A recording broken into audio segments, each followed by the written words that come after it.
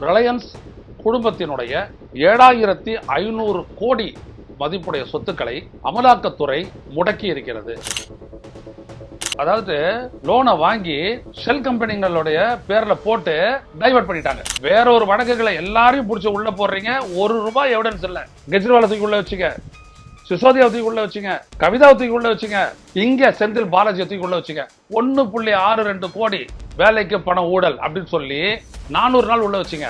இங்க பாருங்க 40,185 கோடி திரும்பி வரவில்லை, ஃப்ராட் என்று சொல்லிட்டாங்க, மோசடி. ஆனா அனில் அம்பானியை கைது செய்யல. 7500 கோடியை கண்டுபிடிச்சு அட்டாச் பண்ணக்கூடிய என்போர்ஸ்மெண்ட் டைரக்டரேட் ஏன் சம்பந்தப்பட்டவனை கைது பண்ணல? ஃப்ராட் அடிச்சிருக்கிறான் செல் கம்பெனியை வச்சு.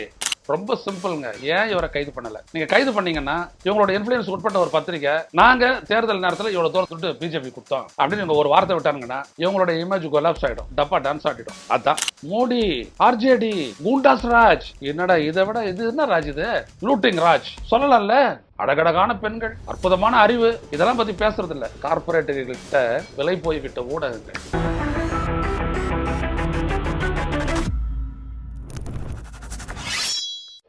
வணக்கம் தோழர்களே. ரோசோ செய்தியின் வாயிலாக இன்று மீண்டும் உங்களை சந்திப்பதில் பெரும் மகிழ்ச்சி அடைகின்றேன்.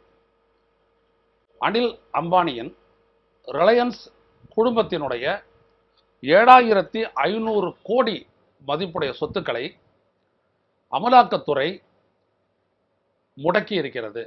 ஃப்ரீசிங். பாருங்க, இடி அட்டாச்சஸ் 7500 கோடி assets linked to Anil Ambani Reliance.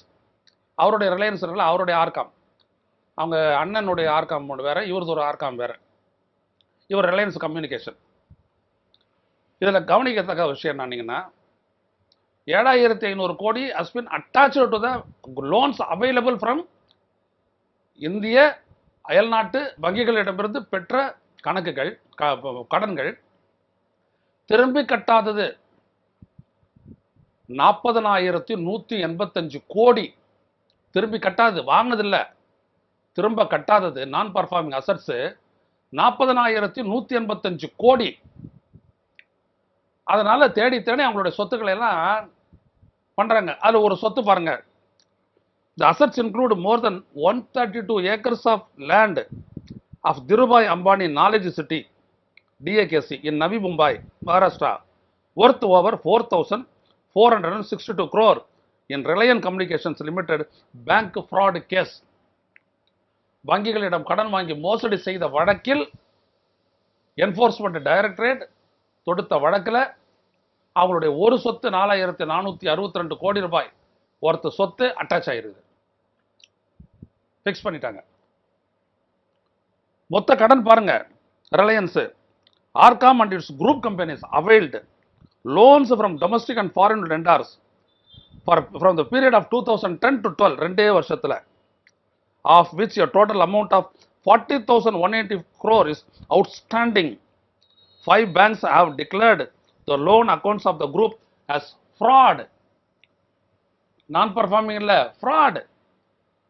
கணக்கு, அதாவது லோனை வாங்கி ஷெல் கம்பெனிகளுடைய பேர்ல போட்டு டைவர்ட் பண்ணிட்டாங்க. இல்லாத கம்பெனிக்கு பேர் தாங்க செல்லு, பேர் மட்டும் இருக்கும், அட்ரஸ் இருக்கும், ஜிஎஸ்டி அந்த கணக்கில் அந்த இதெல்லாம் இருக்கும். தூக்கி பணத்தை போட்டுட்டு அந்த பணத்தை எடுத்து இவங்க அந்த அக்கௌண்ட்ல எடுத்துட்டு வேற எங்கன்னா எடுத்துட்டு போயிட வேண்டியது. வசதிக்கு செலவு பண்ண, ஜாலியா இரு, பஜா குழி ஊரா விட்டுனையே என் பொண்டாட்டி கையே. ரிலையன்ஸ் ஆச்சு நீங்க அனில் அம்பானி, முகேஷ் அம்பானி, நீங்கெல்லாம் அனுபவிக்கிறதுக்குன்னே பிறந்தவங்க இல்லை இந்த நாட்டில். அதுவும் மோடியினுடைய ஆட்சியில். அதான் நீ நீ நீ நீ எடுத்துக்கோ, என்ஜாய் பண்ணு, அவ்வளோதான். பாருங்க, the ED said it earlier provisionally attached over 42 properties of Reliance Anil Ambani Group worth 3,083 கோடி ரூபாய் ஏற்கனவே. இப்போ 4,462 கோடி ரூபாய் ரெண்டு சேர்த்து அட்டு பண்ணியிருக்காங்க. Of RCom, Reliance Commercial Finance Limited and Reliance Home Finance Limited. இதெல்லாம் கடன் வாங்கின என்டிட்டிஸோடைய பேர். 30 properties are of Reliance Infrastructure Limited, 5 of Aadhar Property Consultancy Private Limited, 4 properties of Mahanveer High Tech Build Private Limited. இவர் ஒரு பில்டிங் கம்பெனி ஆரம்பிச்சார். 1 each of Gamesa Investment Management Private Limited, Vihan 43 Realty Private Limited, earlier known as Goji Bihari Developers Private Limited and the Campion Properties Limited. Champion நினைக்கிறேன், Campion போட்டிருக்காங்க. ED என்ன சொல்லுதுன்றதை பார்த்துங்க, அதையும் படிச்சிடறேன். So far the ED has detected fraudulent diversion of public money by various Reliance Anil Ambani group companies, including Reliance Communication Limited, Reliance Home Finance Limited, Reliance Commercial Finance Limited, Reliance Infrastructure Limited and Reliance Power Limited என்கிற பேரில் கடனை வாங்கி divert பண்ணிட்டாங்க, fraud அடிச்சிட்டாங்க, கட்டலை. எங்கே போச்சு அந்த பணம்?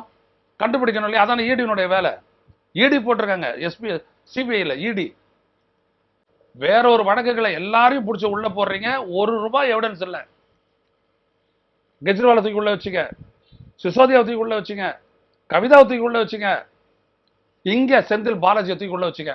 1.62 கோடி வேலைக்கு பண ஊழல் அப்படின்னு சொல்லி 400 நாள் உள்ள வச்சுங்க. இங்க பாருங்க 40,185 கோடி திரும்பி வரவில்லை, ஃப்ராட் என்று சொல்லிட்டாங்க. திரும்பி வராதது இல்லை, கட்ட முடியாது இல்லை, ஃப்ராடு, மோசடி. ஆனா அனில் அம்பானியை கைது செய்தார். மற்றவங்களை எல்லாம் ஆதாரமே எல்லாத்தையும் உள்ள வச்சாங்க, கேஸையும் முடிக்க முடியல. நீதிமன்றம் கேட்குது, எப்படா அந்த கேஸ் முடியும்? வெறும் வாக்குமூலத்தை வச்சுட்டு கேஸ் ஆடிட்டு இருக்கிறீங்களா? இப்ப தெரியுதுங்களா மோடியினுடைய அரசியல்னா என்னதுன்ட்டு? இவங்கெல்லாம் எவ்வளவு மானம் கெட்டவன்கிறது தெரியுதுங்களா? இப்ப என்ன சார் இப்படியாப்பட்ட வார்த்தையெல்லாம் பயன்படுத்துறீங்க? இதுக்கு என்னடா அர்த்தம்? அதுக்கு 1.62 கோடி எந்த எவிடன்ஸும் எடுக்கல. அவர் சொல்றாரு, அவருடைய ஆட்கள் சொல்றாங்க, அதாவது அவருடைய பிஏ வாரது சொல்றாங்க, நாங்க செட்டில் பண்ணிட்டோம் அப்படின்ட்டு. ஆனா தூக்கி உள்ள வச்சுங்கல்ல. ஆனா இங்க என்ன 40,185 கோடி என்ன பேரு? அனில் அம்பானி. ஏன் அரெஸ்ட் பண்ணல? 7,500 கோடியை கண்டுபிடிச்சு அட்டாச் பண்ணக்கூடிய என்போர்ஸ்மெண்ட் டைரக்டரேட் ஏன் சம்பந்தப்பட்டவனை கைது பண்ணல? ஃப்ராட் அடிச்சிருக்கிறான் செல் கம்பெனியை வச்சு. Is that not worth to be arrested case? என்ன ஏமாத்துறீங்க? இந்த பாருங்க பேஜ் 15 போட்டிருக்காங்க. பொது நம்மளுடைய இங்கிலீஷ் ஊடகங்கள்லாம் பார்த்தீங்கன்னா அந்த செய்திலாம் வரவே வராது. இந்தியா டுடே, NDTV என்னென்னவோ போதில்லை, இல்லைன்னா இதெல்லாம் செய்திலாம் வராது. இதெல்லாம் பாவப்பட்ட செய்தி. இதுவா இந்தியா? 16 லட்சம் கோடி போயிடுச்சு. அதுவா இந்தியா? பீகார்ல மோடி பேசுறது பார், அமித்ஷா பேசுறது பார், இதான். அப்போ இந்த நாடு எந்த அளவிற்கு இவர்களால் சுரண்டப்படுகிறது, எப்படிப்பட்ட பாதுகாப்பு அளிக்கப்படுகிறது எல்லாம் சொல்றாங்க. அமெரிக்கா எது சொன்னாலும் மோடி பேசாது இருக்கிறாரு. சரிங்க, அவர் அதானியை காப்பாற்றணும், சிம்பிளா சொல்லிட்டு போறான். எனக்கு அதையும் தாண்டி EVM காப்பாற்றணும். ஏன்னா அவங்க தான் இப்போ அடிச்சு தராங்க சிப்ஸ் எல்லாம். சிப்ஸ்னா உருளைக்கிழங்கு சிப்ஸ்ன்னு நினைக்காதீங்க, அதில் பயன்படுத்தக்கூடிய அந்த சிப்பு. இப்படியா? எப்போதாவது இந்த நாடு இவ்வளவு மோசடியான ஒரு இப்படிப்பட்ட ஒரு மோசடிக்கு உட்படுத்தப்பட்டதை உங்களால நினைச்சு பார்க்க முடியுதா? எல்லாத்துலயும் மோசடி, எதுலையும் மோசடி. பெரிய லெவல்ல பண்ணு, அரசு பாதுகாப்பா நிற்கும். அதான மெசேஜ். வேற இதுல என்னங்க மெசேஜ் இருக்குது? 40,185 கோடி ஃப்ராடு பண்ணிட்டு சொத்துக்கள் 7,500 கோடி அட்டாச் பண்ணிட்டதுக்கு பிற்பாடும் அந்த சம்பந்தப்பட்ட சேர்மன் கம் மேனேஜிங் டைரக்டர் வெளில விட்டு வச்சிருக்கிறீங்கன்னா என்ன அர்த்தம்? சொல்லுங்க மோடி ஐயா, சொல்லுங்க. நிர்மலா சீதாராமன் பேசுவாங்களா அதெல்லாம் பத்தி? ஆனா பிரைவேட்டா ஆகணும், அப்பதான் அந்த மாதிரி கொள்ளடிக்கலாம். ரொம்ப சிம்பிள்ங்க. ஏன் இவரை கைது பண்ணல? நீங்க கைது பண்ணீங்கன்னா இவங்களோட இன்ஃப்ளூயன்ஸ் உட்பட்ட ஒரு பத்திரிக்கை, நாங்க தேர்தல் நேரத்தில் இவ்வளவு தூரம் துட்டு பிஜேபி கொடுத்தோம் அப்படின்னு இவங்க ஒரு வார்த்தை விட்டானுங்கன்னா இவங்களோட இமேஜ் கொலாப்ஸ் ஆகிடும், டப்பா டான்ஸ் ஆடிடும். அதுதான். அதனால இவரை கைது பண்ண மாட்டாங்க. இவர் புரிஞ்சுக்கிட்டீங்களா? கொடுத்ததை கொடுத்தால் கிடைப்பது கிடைக்கும், பாதுகாப்பு உட்பட.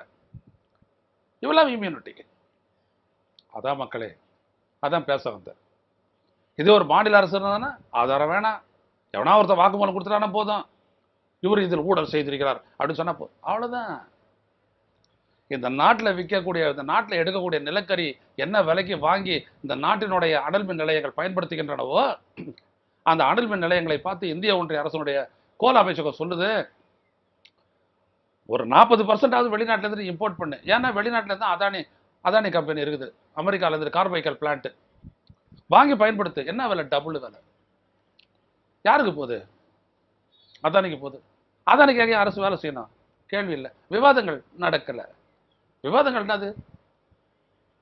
மோடி, ஆர்ஜேடி, கூண்டாஸ் ராஜ்.